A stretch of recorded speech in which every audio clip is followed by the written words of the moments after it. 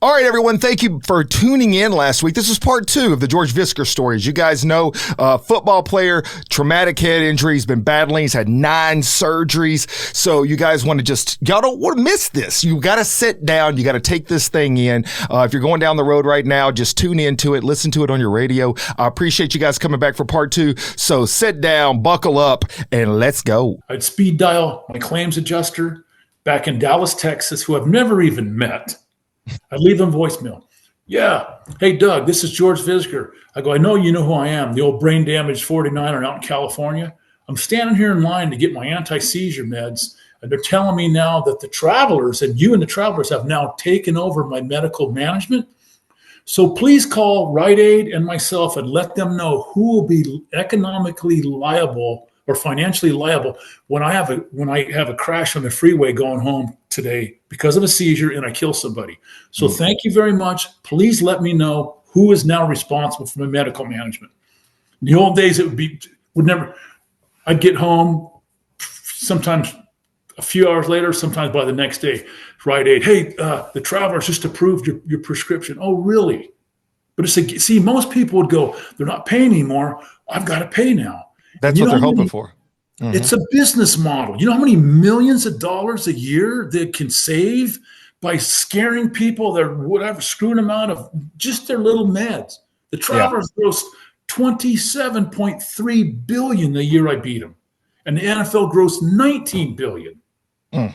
They're monsters. The Travelers sent 7 of their top corporate attorneys and heads to my little mediation hearing when I tried to settle in 2019. So that's where I want to fill some gap in here. So when you played football for the last game or for the last moment in your injuries, what year was that? 80. So from 1980, you fought battles all the way up until the early 2000s. Well, not yet, because I was still playing. And then after the 80 season, I blew my knee out in mini camp. And then I go into training camp, 81 Super Bowl season. And I blow my knee out again, have surgery. So I'm coming back off of that when I have my first brain surgery during the season. That was your first brain surgery. That's where I was trying to get to. So that was in 80. That was 81. That was 81. Okay. Season. My second year with the Niners. So now I'm rooming. You brought up Junior Seau. Okay. So I'm rooming with Terry Totolo, Seau's cousin. Mm-hmm. Terry was a 6-year vet, and Scott Stouch. And both of those guys were UCLA grads, right? And so I'm rooming with Terry and Scott, and we come back to camp, and I blow my knee out, surgery. Then I coming back, head issues. Well, team docs, and prior to blowing my knee out, I've been going to the docs for weeks about, man, I get these pounding headaches every night, a ball of light in front of each eye. And as an EMT, you'll know exactly these symptoms. Mm-hmm. The hearing would come and go at the beat of my heart. I told them every night I blow guts so hard, I puke so hard. This was a quote I used. I feel like I could hit the ball from 25 yards and still chip porcelain. Well, projectile vomiting is a classic sign of intracranial pressure that I've had to find out on my own. Team docs tell me it's high blood pressure. Same doc that misdiagnosed my knee surgery, drained it 4 or 5 times, 60, 70 cc's of blood, telling me it's a sprain, That same doc, Dr. Fred Bailey, who 3 of my teammates from the 81 season successfully sued for malpractice. He was an orthopedic surgeon. His nickname was Dr. D for Dr. Doom. We had to go see him. So I go see him again. So my head's getting worse and worse. We played Chicago that day. Terry and Scott played, but I'm on injury reserve. We played at home. Now Stockton, where I grew up, is only a couple hours from San Francisco. So I had some friends come up for the game. Afterwards, we all went out, having a few beers like we did. And as every night for weeks, my symptoms were getting worse. And I start blowing guts every night, 10 or 11 at night. So it was about 10 or 11. I told everybody, hey, I'm heading to the barn. And, everyone's going, stay. I said, no, man, if I stay, I got to get going. So I go back to her apartment. I start my puke and my eyesight's going, my hearing, So Terry and Scott come in about 2:30 in the morning after the bar's closed, take one look at me, and T goes, man, let me take you to the hospital. And again, this mentality, hey, no, T, man, it's high blood pressure. I'm good. I'm taking pills, puking them up. They keep checking on me. Finally, at about, I don't know what time it was, 4:35, 5:30 in the morning, I'm laying in bed. I can't see. I can't hear. My head's exploding, and my right arm curls up like this in a fist up under my chin. And I'm thinking, man, that's a weird cramp. I grab it, but when I grab that hand, I can't even feel this arm. The arm doesn't feel my hand. I pull it out, I let go, and it curls right back up under my chin. Well, that's called focal point paralysis, another sign of intracranial pressure. It is. So now it's like 5:30, whatever time in the morning, I don't even know. I think I'm dying. And I'm literally praying to God. It's like, God, please forgive me for everything I've done, and just don't let me die, and let me, get through this. And I'm thinking, if Terry or Scott come in and check on me, I'll let them take me to the hospital. But again, here's the football mentality. But I'm thinking, but I'm not going to wake them up and ask them to take me because they played a game today. So I finally passed out for an hour or two, and then we get up, the day after game. So it's like 7:30. I'm having a cup of coffee. I could move my arm, but I could barely lift a cup. And then after the game, guys that got dinged, the doctors are in there. So I waited till everyone that got hurt, and I did treatment on my knee because I was in, and I wait till everyone that got hurt, that Dr. Bailing saw them all, right? I go in this little office in our locker room. I walk in. He looks at me. He says, "What now?"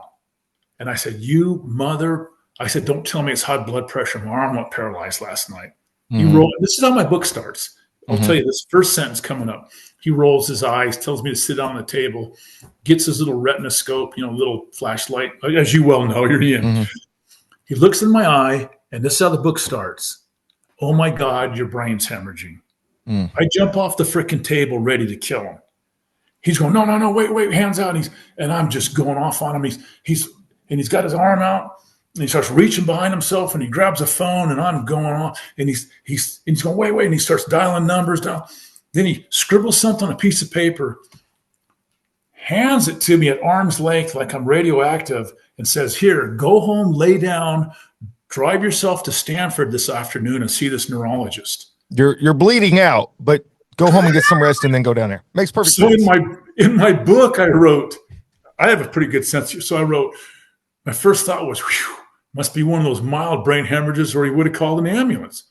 I drive myself back to Foster City, where we had an apartment, drive down to Stanford that afternoon. I see this neurologist.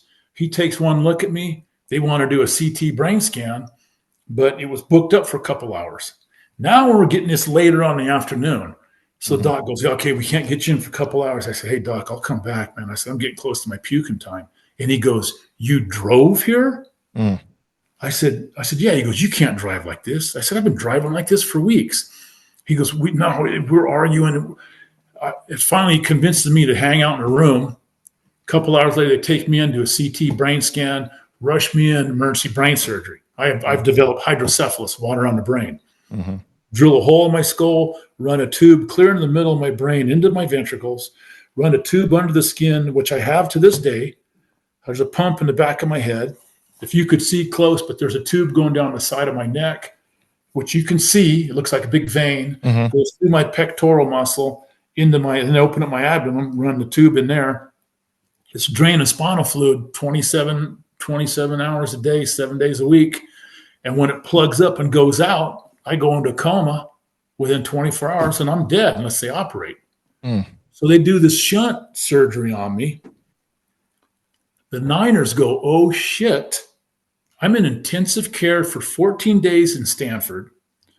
0 people from the facilities come to see me other than my 2 roommates, Terry Totolo, Junior's cousin, and Scott Stouch, and they cut both of them while I'm in the hospital. But before they cut them, they're coming in to see me every night. And Terry told me one night, he goes, "Man, Coach Walsh told the team today you had a spinal test done and you're in Stockton recuperating at your parents' house."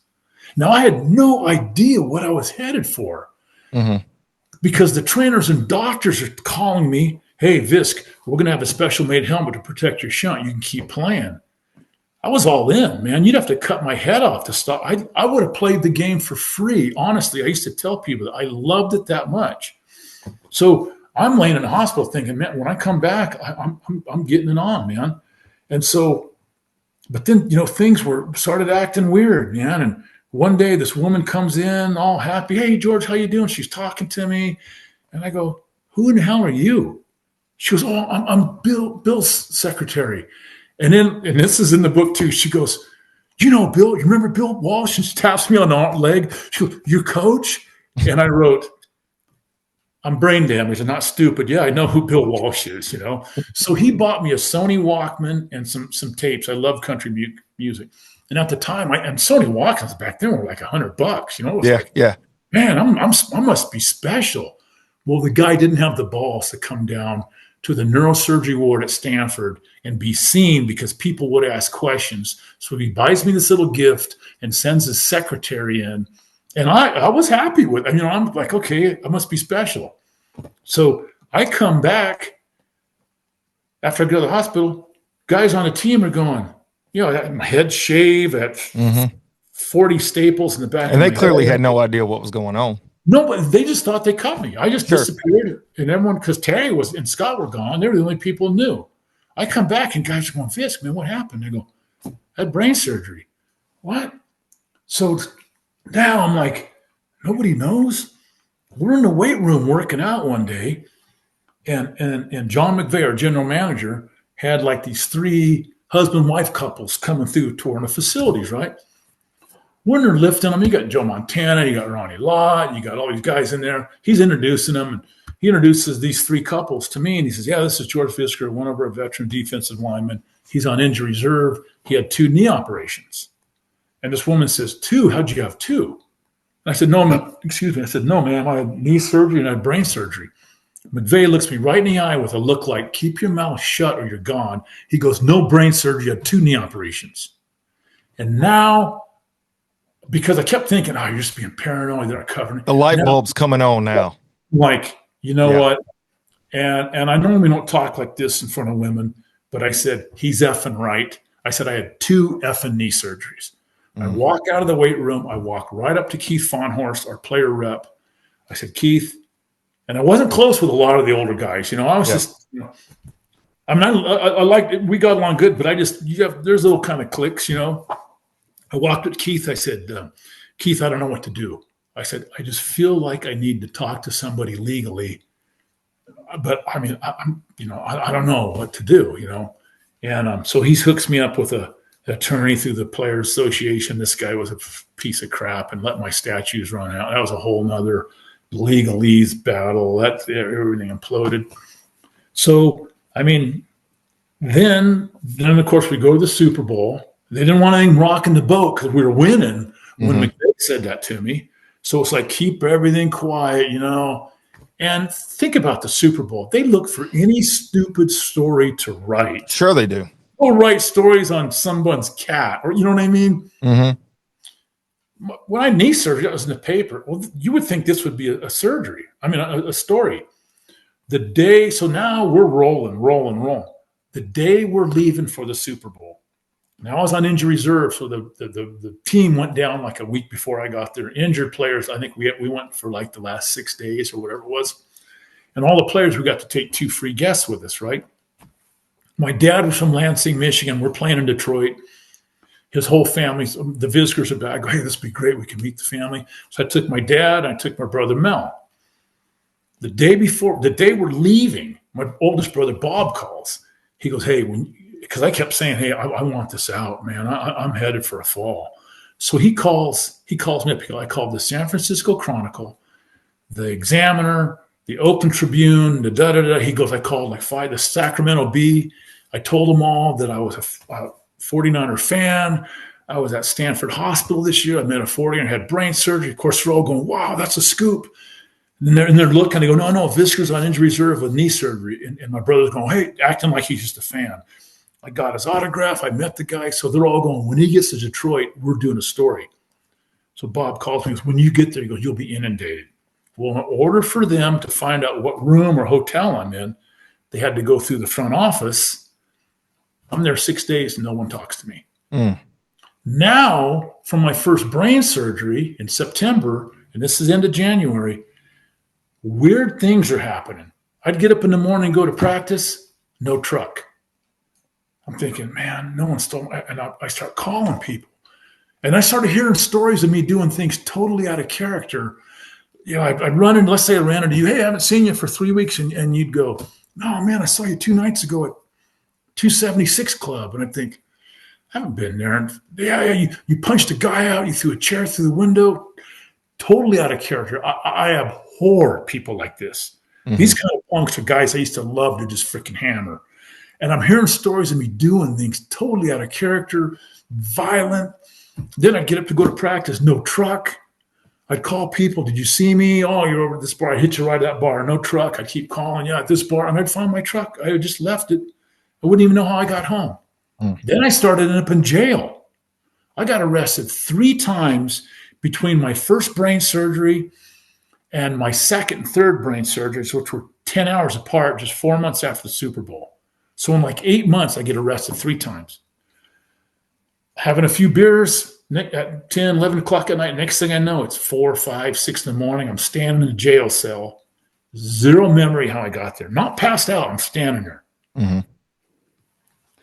So finally, I quit drinking for like a month. And then the first time I drank, and my older brother, Bob, played at Sacramento State University. I'm living in Sacramento now. My old high school coach was a Sac State grad, and he went to Sac State after he coached us at Stag. Greatest coach I ever had, Bob Mattos. There was a fundraiser barbecue. My 49er teammate, Danny Buns, was going to be speaking there. So my brother goes, hey, let's go to the barbecue. You'll see Mattos, you'll see Buns, you'll see a bunch of guys you know. We go to the barbecue. Afterwards, everyone goes downtown Sac and drinking. And I told everyone, I said, hey, man, I'm just sipping beers tonight, and at 11 o'clock, I'm leaving. Because I drank a lot back, so sipping a few beers is not. Mm-hmm. 11 o'clock, I remember looking at I can remember this. I looked at my watch. I said, I'm out of here. Guys are going, no, let's just get going. I said, if I stay, I'll keep drinking. I remember walking out of the bar. I can picture walking toward the back of my truck. I don't remember getting in it. This is at 11 at night. I get arrested at like 2:30 in the morning. Way across, and I had to look up the cops that arrested me because I have no memory of this. Mm-hmm. I'm in the middle of Fulton Cottage, miles from my apartment. They said my truck's in gear, running. My foot's on the clutch. I'm slumped over the wheel, having minor convulsions. Cop pulls up, taps on the window, and my eyes are dilated. What happened was I have brain seizures from alcohol. Like when I would get arrested, I get real violent. Eyes dilated, incoherent. They think I'm on freaking PCP or something, you know. The cop said he tapped on the window because I'm really close with a lot of cops in town. And he said, I popped my head up. I couldn't speak. They get the keys out. And then I'm slurring my speech. And he said, I kept asking you, have you taken anything tonight? And he said, I told him I took my hay fever pills and I just had a few beers. And he said, all of a sudden, my eyes would roll back and I start having another little seizure and they'd shake me. Well, before he got to that point, I was fighting with these cops, right? And they called in a couple backups and there were people all around. For some reason, this one cop, and he was a highway patrolman. And I don't know if it's because he had a different color uniform or what. He said, everyone else I fought for about 40 minutes. They couldn't get me out of the truck. And for some reason, he walked up and he said I was very polite and cooperative with him. And he told me he was going to have to take me in and book me. I guess I mentioned to him, whenever they would handcuff me, they would leave him on in jail. My first memory when I was coming out of these brain seizures, my hands would be killing me. And so I guess I mentioned to him. So this guy, God bless you, I think his name was Wayne Montero, if I remember correctly, because I've written it so many times. So he said he handcuffed me with his hands in front, my hands in front. And then he was driving, I guess, one of those smaller Mustang highway patrol cars by himself. So he's putting me in the back seat. Well, I don't even fit in those when my knees are good, but I had knee surgery. So I guess I complained about, my knees killing me. So he put me in the front seat. He told me he felt like I was having a medical problem. There were 3 other squad cars there. They all thought I was on angel dust. Mm-hmm. They're going, man, you get down the street, this guy's pulling out those chains. He's going to rip your head off. They take me in. They book me. I'm arrested for drunk driving, drunk in public, disturbing the peace, resisting arrest, and being under the influence of narcotics. Now I see when I come out of my brain seizures in the morning, I've got a Band-Aid. I see they gave me a blood test. Those prior few months when I was having these blackouts after a few beers, I mean, I didn't even smoke dope, right? And I'd run into guys and they said, "No, man, you were doing lines with us last night or smoking." I'm like, "You guys know I don't do that." They go, "Oh, you were last night." So now I'm thinking, great, here's a guy who doesn't do drugs. I probably did something crazy. I had to hire an attorney, go to court. I had no idea what I was headed for, you know? Mm-hmm. Luckily, there were no drugs in my system, but I got caught reckless driving 5 years. My insurance went through the roof. While all that's going on, the surgery that Bailing did and butchered, I have 2 more knee surgeries in 84. The second one, Dr. Cobb at Sacramento couldn't fix it. The third one, I go up to Lake Tahoe.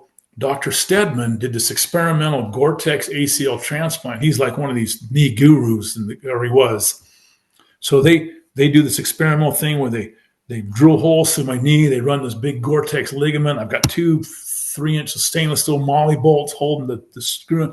So that was 84. This is when all this crazy stuff's going on, right? Mm-hmm. Arrests and seizures and surgeries. And then when I come out of the freaking second, third brain surgery, I go to, I see I'm getting confused here. But after my third arrest, I go see the neurosurgeon at Stanford. Now, this, again, I'm sorry, but this is May of 82. Okay. I go see my first neurosurgeon at Stanford. I say, "Something's happened, man. I have a couple beers and I'm going wacko." He goes, "Not for my surgery." I said, "Hey, I've been drinking beer since I was in junior high, you know." So he does a CAT scan on me. He says, "You look fine." I said, "I'm leaving for Mexico tomorrow with my brother Mel and his wife. We're going to rent a little cabin on the beach. We're just going to fish for a few days." "No problem. Leave the country." "What about drinking?" "No problem." We go down to Cabo. I have 1 margarita at dinner. I start getting pounding headaches. I tell them, "Hey, I'm going to go back to the room." Mel and Nancy stay out a couple hours. They come back in. My last memory is I'm puking my guts out. Can't see it. I'm going into coma. You know? Did I tell you this already? No, I'm listening because you've built so much of the story here. And you know what? There are times whenever I have to interrupt a lot. And then there are times I just need to let my guests roll because you're filling in a lot of boxes that I needed you to fill in anyways. Because I got ahead of myself a little bit. Yeah, so here's the recap on it. So I could take this all the way back to where you started having decerebrate posturing, and that's whenever you draw in. That should have been the very first moment, if there was never one before, where every doctor should have had every red flag going up across the board immediately. I mean, there's the moments where you maybe have some forgetfulness or whatever. Maybe that doesn't throw up a red flag. But posturing is a sign that you are on the way to death. The fact that you're talking to me today is nothing short of a miracle. Make no mistake of that, sir. And so I've had numerous neurosurgeons tell me that it's a miracle after 9 brain surgeries that I function like I do. And it is a miracle. Honestly, God has had his hand on me this whole journey. He has something for me to do. I'm not done. I'm just getting started. He wants me to do something. Well, I think that he put you through some serious storms, and that's what I was about to tie into right here. Was I wanted you to kind of fill in a bunch of stuff about how people could see the journey you've been through. And clearly you kept having these setbacks and these moments where there was these lapses of memory, and you would do these things that were way out of character. One of the things that come to mind is I'm thinking, friends, close friends and stuff, maybe not always family, because you're not always, right there with your family, but the people that are around you, how are they not seeing it and saying, "Hey, look, George is having some serious situations. We got to fix something here." And then I also wonder how many other football players out there were going through similar circumstances at the exact same time. The fact that you point out that the NFL is a business and that you guys were basically a product and that you actually were being treated like a product, not a person. And so there was not the education that the players should have had. The players were not informed of this stuff. Now, maybe the league, maybe the doctors, they were all in tune with some stuff. But at the end of the day, clearly what you've expressed is how naive you were to the fact that they had your best interest in mind when clearly many times they did not. And whenever that moment came where you became a liability, suddenly they were hands off. No, this is knee problems. There's no head issues here. Now, that's where I think your part of the story is just beginning, as you've said so many times over, is the fact that you've been through all these things, and we're not at a place where we're at 100%, I would say, but things are a lot better now than they ever have been in the past, as far as like recognition of brain injuries and Oh, such. That absolutely. is your journey, sir. That is the story, the education, the knowledge, the understanding, and having people do the things they're supposed to do. I think that's important. See, and that's what I want my legacy to be. I want to be Yes. the greatest NFL player there ever was. I'm not, but I want to be the guy that actually opened their eyes and possibly saved some lives Yes. and some destroyed families. That is my mission in life. And not just football players. I work with the military vets. I work with I don't care. A brain injury destroys families. I Yes. have a saying, a traumatic brain injury is like throwing a rock in a pond. The ripple effect to the number of people that are impacted, I have no idea. Friends of mine go home and tell their wife, and their wife says the kid's not going to play football, and the kid's upset. I mean, it goes who knows how far, you know? And I know So, that you said this in a previous podcast that I listened to, was that when you had a son and you were pretty adamant about the fact that he was not going to play football until a certain age. And then as he got older and you started to have more surgeries, which you've already mentioned, you've had 9 brain surgeries. There came the moment where your wife was like, "You're not playing football ever." no, I'd already had 9 surgeries before I even got married when I met Christy. Okay. And so when Jack wanted to play, that was 2010 and 11. Stuff really blew up for me. So 2010, I went down to Dr. Amon's clinic for a 3-day, and he was doing a big study on NFL brains. Mm. And I went down for a 3-day full-blown neurocog evaluation. And I took my wife, Christy at the time, Christy, who, Mm-hmm. God bless her, she went through some hell with me. And I had my youngest child, Jack, my son. I took them with me because if you ask us ball players and military, and you know it, and first responders, how you doing? I'm good. Mm-hmm. I'm prior military, all that. It's that bravado. Absolutely. And people around us just are going like this, going, he's not good. Mm-hmm. Because we don't. And so I took Jack and Christy with me to Amon's clinic. I wanted them to be able to talk to the docs when I wasn't in the room. And so at the end of 3-day full-blown neurocog evaluation, we sit down with Dr. Amon and Dr. Willemeyer, who runs the clinic, and we go through hours. We do a couple-hour review of all my tests. And Amon just says, "George," he goes, "look at your SPECT scans. They look like Swiss cheese. I could send you pictures of them, specs of my brain." He said, "It is a miracle you can even speak with the amount of brain damage you have." Now, my son had been pushing to play football, and I kept telling him, "You're not playing in Pop Warner. Wait till you get in high school." After 3 days, we walk out. We don't even get to the truck.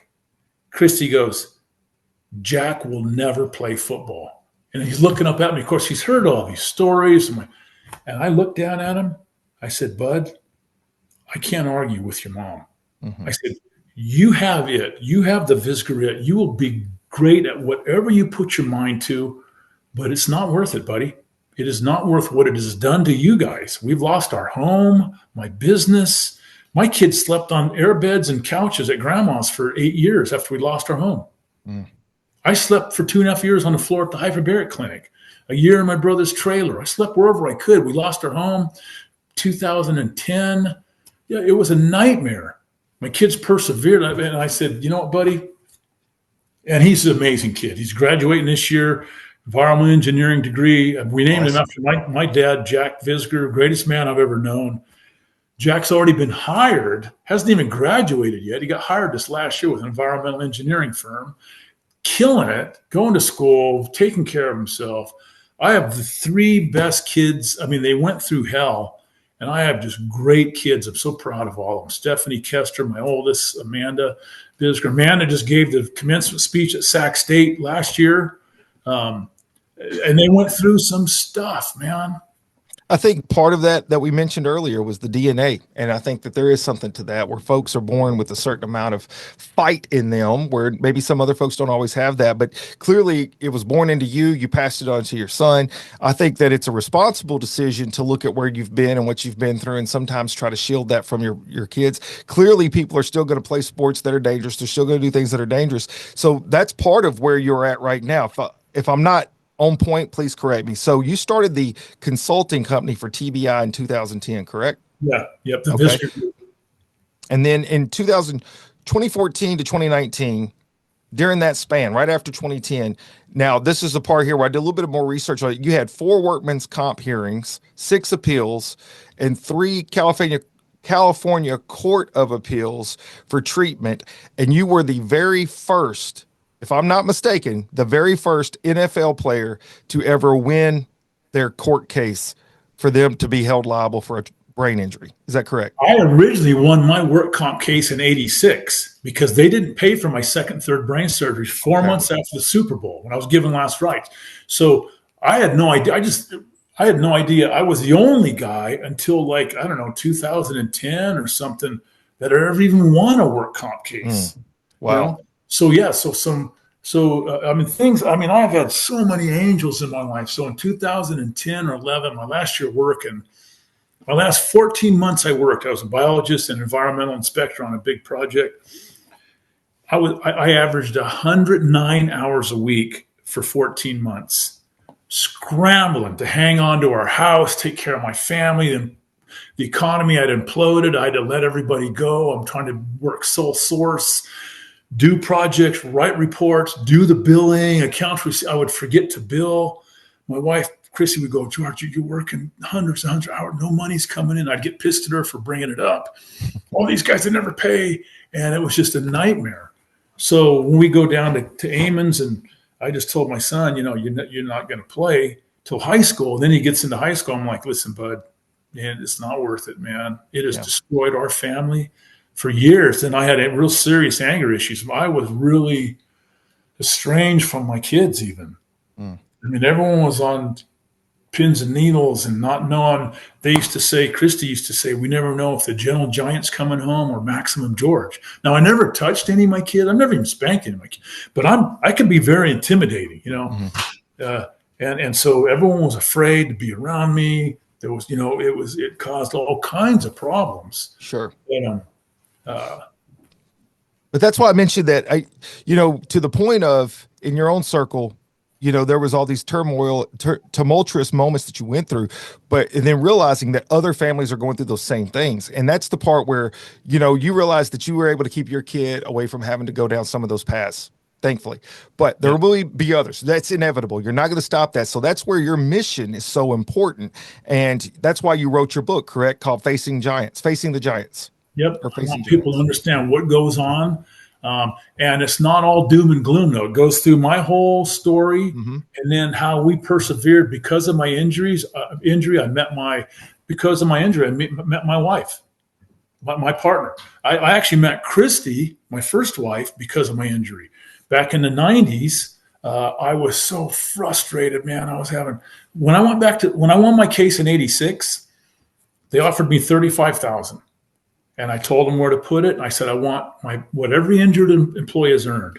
I want my past medical paid because I didn't pay for my second, third brain surgeries that were 10 hours apart. I said, I want my future medical left open. And again, thank you, God, because I've had 6 more brain surgeries. And I told them, and I want to use vocational rehab. I can no longer function as my capacity as an employee of the 49ers. I don't call myself a player. I said, you are obliged by law to retrain me in a field of work where I make a comparable amount of money. Now, I had 4 years of biology studies at Colorado, but I hadn't graduated. I said, all I want to do is let me finish my degree and I'll be done with you assholes. So they agreed. And I went back to school in '86, 4 more semesters of chemistry, 2 of physics, 2 of pre-calc left. In one 10-month period, I have 5 more emergency brain surgeries, several grand mal seizures. I have a 55-minute seizure. I'm in organic twice. Brain surgery dropped out, came back. Brain surgery dropped out, came back, took it again. Brain surgery on Saturday.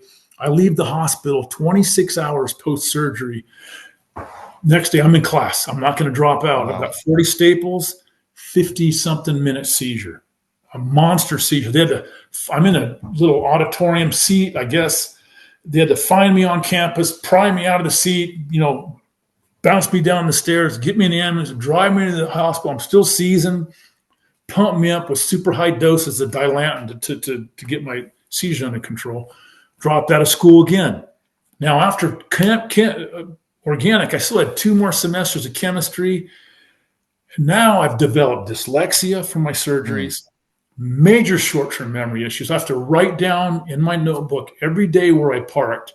There were days after school at Sac State, and I'm working with my brother in between. If I didn't write it down, I'm walking up and down every row in every parking lot on the north side, the east side. I would spend hours trying to find my truck. I learned how to get through that stuff, but I persevered. And when I graduated in 1990 at age 32, I had 176 units. I graduated with a degree in biological conservation and a minor in social studies and liberal arts. And I went to work as a biologist, my second dream in my life. You literally are the epitome of perseverance. I mean, the story itself has a lot of twists and turns to it that are important in a lot of areas of other people's lives. But just the fact alone that you face so many different types of issues to persevere and continue down. And the thing I think is interesting, which I encourage people all across anywhere, it doesn't matter, what your walk of life is and what your interests might be. For myself, I've always done this. If there is an interest or a passion, pursue it. And it doesn't mean you have to be labeled any one way. So being a teacher or being a firefighter, or I was in the military, all of those things were moments in my life that I had a passion for. And you said early in our conversation, you had an enthusiast for being outside, being outdoors, hunting, fishing, etc., being an oceanographer, thanks to Jacques Cousteau. And obviously a passion for football. When football went away, there was a different thing that you were supposed to do with that. And that's what you're doing now. But the fact that you went back to that original love, I don't want people to miss that part. That's that's awesome. And there was a point, again, another one of these angels in my life, Sterling Abel. He used to call him the old bald-headed counselor. So when I went to that, and I told part of the story, when I went to that fundraiser where my teammate Dan Buns was speaking for Sac State football, and then we went out drinking that night. I ended up in jail again. So my old high school coach, Bob Mountis, was the head football coach. So he introduces me to this counselor they have. And I'll never, another one of these amazing, life-changing moments. Old bald-headed guy, Sterling Abel. Coach Mountis says, "Hey, this is George Visger, one of my, he was All-American, Stag High School, played the Orange Bowl, Super Bowl." Sterling shaking my hand, and just as calm as can be, he says, "Did you get your degree?" And we're talking football, and I go, no. He goes just like this. While they're still talking, he pulls out his card, he hands it to me, he goes, "You need to come in and see me."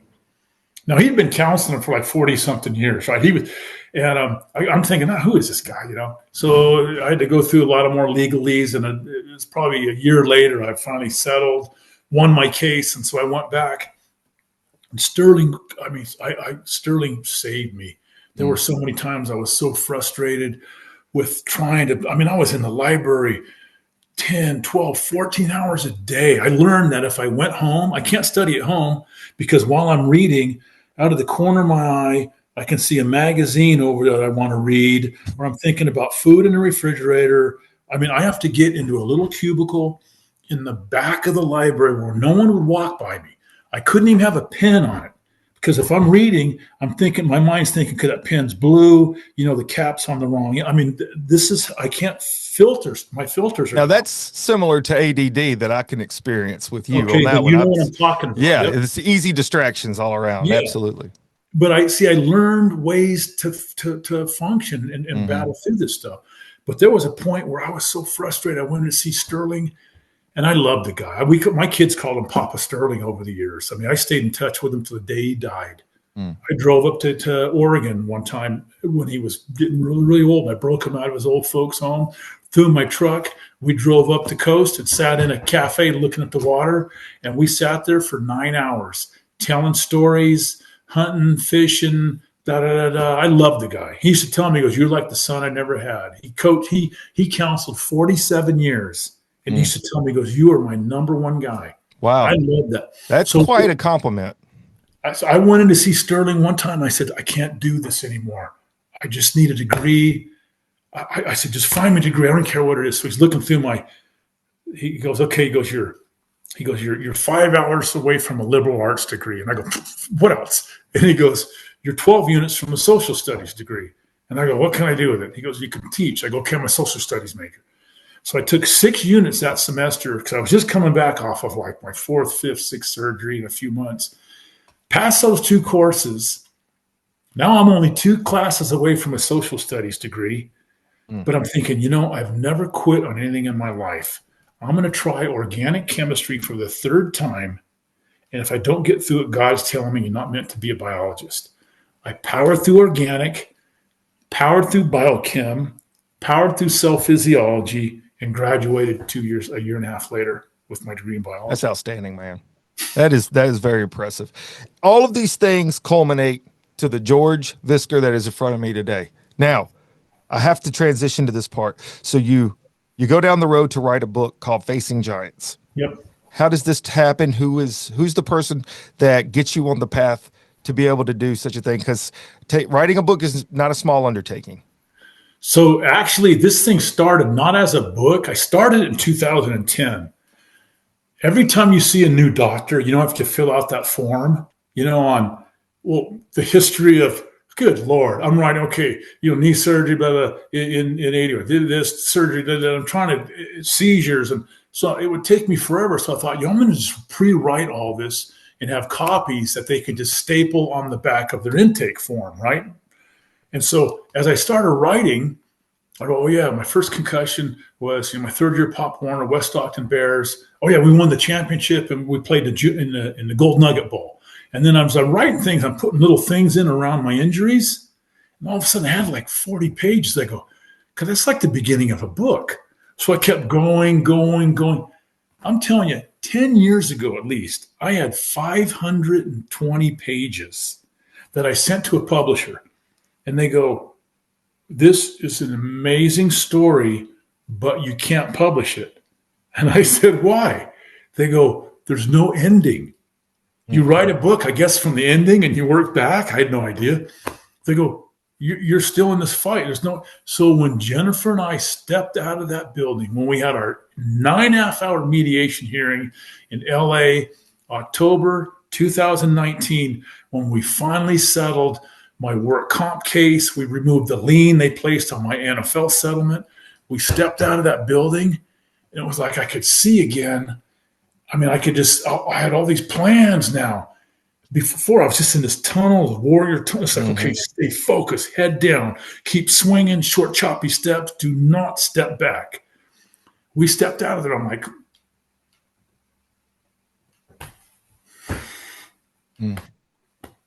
It came full circle for you. That was the moment. It was like, here's the ending. Mm-hmm. For years, I've always said, I want to draw my sword. I'm tired of fighting. I don't want to have to fight for prescriptions for this. And I said, I put the sword in the ground. We stepped out of that building. And it was like game over. Not only game over, we kicked them in the freaking teeth like they deserved to be kicked. Yeah. And first thing I did, man, I helped take care of my ex-wife. I said, Christy, you took a beating. I took the kids and my wife, Christy, still commutes to teaches. Now she's in high school teaching, but she was, hour commute each way. Kids were commuting. I said, I took them all down to Toyota. All the salesmen come charging us. I said, back off. Who's in charge? And I talked to the manager. I said, here's what we got going on. I said, I want 4 excellent quality used vehicles. I want a brand new Toyota Tundra. I said, work with me. I said, I'll write you a check. Mm-hmm. I told Christy, pick out what you want. Get one. She loves music. I get one with a good stereo, good get. We got her hybrid, gets good gas mileage. I said, give me what's it cost to get the very best medical benefits you have for your school, for your teachers thing. I said, get you in the. I did everything I could, even though it doesn't make up for anything. Mm-hmm. But I was able to step up, help my family out. My kids are killing it. Christy, I love the fact too that you talked about that early on, that you go into there's so much full circle for you, George. I'm sorry to interrupt you, but it's just like when you say certain things, it's like that's another click moment. You started out getting into the NFL to be the savior of your family.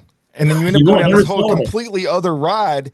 And then when you get to the finish line, now it's full circle again, and you do get to come back and be that person that you wanted to be able to put something back into someone else's life You know, that never left you. I never even thought about that. That was probably weighing on my mind for years, that I wasn't able to do what I set out to do. The culmination had finally started to come true for you. Yeah, and That's awesome. it is beautiful. Christy and my wife Jennifer, they FaceTime each other now. They tell each other how much they love each other. Christy thanks Jennifer for being such a great new mom to our family. Jennifer thanks Christy for bringing the three greatest kids in the world into her life. It is beautiful. I mean, everybody went, we're scarred up, but you know what? Um, uh, George, I'm going to give you something else to think about, because we've been able to connect in a lot of different ways on this whole path that you've given us, and your story is profound. I actually could probably talk to you for another 2 hours, but we got to get to a finish line somewhere in here. But it's whenever I hear you talk about, not only did you go through those storms, but your family went through those storms with you, your friends went through those storms with you. The other part of this that sometimes we do miss as individuals is think about, and I want you to just give some consideration to this, the kids you have. Now they've seen the tools dad's put in their toolbox. Think about the impact they're going to have for the next generation. And they're going to tell your stories, because you've already shared the story about how your dad impacted you and how he was the strongest, toughest man that you knew, and how your mom was, a bull fist in that house and kept you guys in line, but was also loving and caring. And your kids have seen all of these generations now, and the impact they're going to have, and their kids are going to have. It's not us. When we live beyond ourselves and we're much bigger than us, and we realize there's a bigger story to be told, that, my friends, is whenever I feel like you're finding your purpose in life. And that's what you've done, sir. That is where I'm at right now. I feel like I'm finally at what I'm supposed to be doing.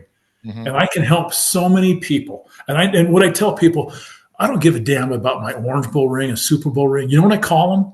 I call them my business development rings. Yeah. They open doors for me. I wouldn't be talking to you. I mean, if I was just some street sweeper, you know what I mean? You might. I take a lot of people. Maybe your story would not be as profound, possibly. But for most people, they're not going to waste the time with a story. But I use those and to get my foot in the door. Mm-hmm. And then I tell people, I'm at a conference or whatever, you're not going to hear much about 49ers. You're going to hear about life and what happens, and stuff happens to everybody. And I tell this to my kids. And my big Rita, my hero, she had several sayings that I live by. One, something good comes out of everything. Mm-hmm. At the darkest point, if you stay on the path, at some point you'll look back. And I tell my kids, you may look back 38 years and thank God that horrible thing happened, because now where you're standing, it makes sense. And now it's finally worthwhile. And Rita always would say, put it in God's hands. Mm. When everything else, put it in God's hands. And I mean, I live by those, that I know no matter how bad things are, I'll be thankful for them at some point. It takes incredible faith to know that whatever it is you're going through has a reason and a purpose, even when we can't see it. Oh, so what I was getting at, when I lose track. But so my first, back when I was having all the surgeries, and I was so frustrated every time I'd see the docs in the 80s and 90s. Man, I'm like, I'm this close to freaking killing somebody. If someone cuts me off with a shopping cart, I'm like, oh, and one of my docs says, you need to join a gym again. I mean, because I used to be in shape. I wasn't. So I joined a gym in 93, because Christy and I talk about this. Her and Stephanie would come into the gym. Steph is my oldest daughter, but she was 2 when I met her and Christy. And Christy said, yeah, your hair was really short. You just had a brain surgery. I fall in love with both of them. We get married a couple years later. Because of my injury, I have my 3 children. Mm. Then, things imploded. Because of my injury, after multiple wins with Chris Asvar, my work comp attorney, reopening a case, kicking the travelers in the teeth, I'm finally getting treatment at Center for Neural Skills in Emeryville. I'm living there for 19 months. While I'm there, I join a gym. I meet Jennifer, the absolute love of my life, but my true partner, and the fact that her and Christy tell each other they love each other. people are healing. We are one family now, Mm-hmm. and it is the most beautiful blessing. I can feel the gratefulness that you have in your heart of all of this. Mm-hmm. George, I tell you what, man, you are a great story. I appreciate the fact you shared part of your life with me and my listeners. I want people to know how to follow you. I want people to know the rest of George, because there's so much more that we could go into, I know, and so many more avenues, and there's so many more chapters left to write. You said you ended your book. You ended part of your book, my friend. I have a feeling there's a series coming. Oh, I've already started on the second half. On the second book. Yeah. Already started just through 2 days ago. Okay. So we finally got it in, they're editing it and all that. And what I'm doing too is I'm telling anybody that posts. So the link to my book is georgevisger.com. Anyone that posts it on their website, I will donate 10% of the sales to whatever brain injury recovery group of their choice, or if they have a nonprofit, we'll donate it to them. My book is there to empower people and to help people. I'm not looking at making money on it. I mean, we will make some money on it, but I mean, I don't care. The story, first thing, I want the story to be told, and these people held accountable. These giant corporations chew the little guys up and spit them out, and no one ever stands up to them and kicks them in the teeth. The NFL, the Travelers, these giant conglomerates. You know what? The hell with it. Yeah. People have rights, you know. That's why you went through this. Not everybody could do the fight afterwards. Maybe other people could make it through a storm, but then there's a fight to be had afterwards, sir. And I know that you are the right person for that, for sure. And we're still swinging a sword, man. We're just getting started now. Absolutely. Well, I hate to end our conversation. We do have to get to I appreciate it. I hope that we get to stay. I want to follow you from now to the end of time. There's so many more times that I want to talk to you as well as your story continues to develop and people that you help. But I would like for you, your 2 minutes here at the end. So Facing Giants is the name of the book. Yep. Correct. And they can find you on George Visger. Say that one more time. GeorgeVisger.com. You can pre-order, and it's way at the very end. Okay. You have to scroll to the very end. You can pre-order the limited edition signed copies. Book coming out this next month. And then I have a website, the Visger Group, the visgergroup.com. And you can go to that. There's also, it's crazy, there's a Visger Group that does some type of remodeling, and it's some of my dad's old family from way back in Michigan. So I can't remember if mine's visgergroup.org. I think it's .org. Well, let me know, and I'll make sure I'll put it in the notes. So it'll be your, just, send me that text. And anyways, George, I appreciate your time today. And like I said, I could continue talking to you, but we got to have them at a certain time frame. You got it. Let me know how I can help you. I love your mission. Let me know sir. What I can do. I truly do. Absolutely. But don't go anywhere. I'm just going to sign off here. Then I got a few more things I want to say to you. So to my listeners, I want to say to you, thank you for tuning in each and every week. Your messages matter. Sharing these messages matter. I'm going to ask you right now, please go to my website, motivatewithcoachcamp.com. Subscribe to my YouTube. And until next time, Coach Camp out. I love the chase and the hunt, and I set the pace when I'm running. I always take what I want, and I always give it 100. Don't need a bank, no, I'm funded. Play the game like it's nothing. I'm always thankful for something. Don't take for granted, stay humble. Now wake up, it's time to look at the enemy. Look in the mirror if he is no friend to me. It's not working out, maybe